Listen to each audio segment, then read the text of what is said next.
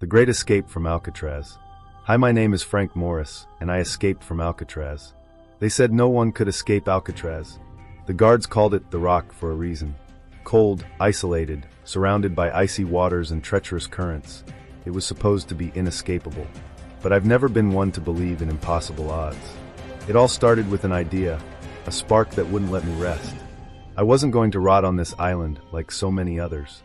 I'd heard about the Anglin brothers, John and Clarence, two sharp-minded guys with the same fire in their hearts. Together, we started planning the unthinkable. The plan. The first thing we needed was time.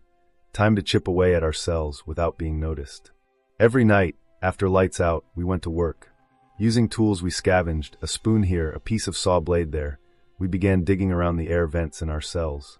The walls were old and brittle, made of concrete that crumbled under steady pressure. To hide the noise and debris, we played the prison's loud music and stuffed the holes with cardboard and paint during the day. By the time the guards noticed anything, we'd be long gone. But digging was just the beginning. The disguises. We knew the guards would check our cells regularly, so we needed decoys. That's where the dummy heads came in. Using soap, toilet paper, and paint, we sculpted heads that looked real enough to fool anyone in the dim light. John even managed to snag some hair from the barbershop to make them more convincing. Every night, we laid those heads on our pillows and slipped away to work. The raft.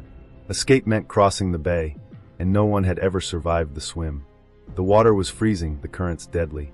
But we weren't about to let that stop us. Using raincoats stolen from the prison workshop, we stitched together a raft and life vests. The glue, heated on the prison's steam pipes. We worked on the raft in secret, hidden in a makeshift workshop above the cell block. June 11th, 1962. The night we left. That night, we made our move. One by one, we crawled through the holes in our cells into the utility corridor. From there, we climbed up to the roof and made our way to the edge of the island. Every step was a gamble. One noise, one wrong move, and we'd be caught.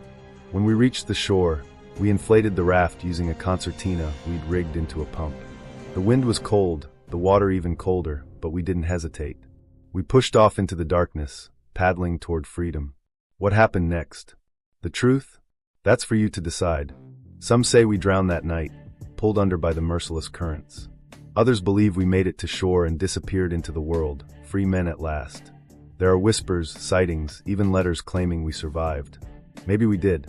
Maybe we're still out there, living quietly, our secret intact. But one thing is certain, Alcatraz couldn't hold us. We proved that the impossible could be done. And if you're reading this, remember, even the strongest prison can't contain a determined mind. Follow for part 2.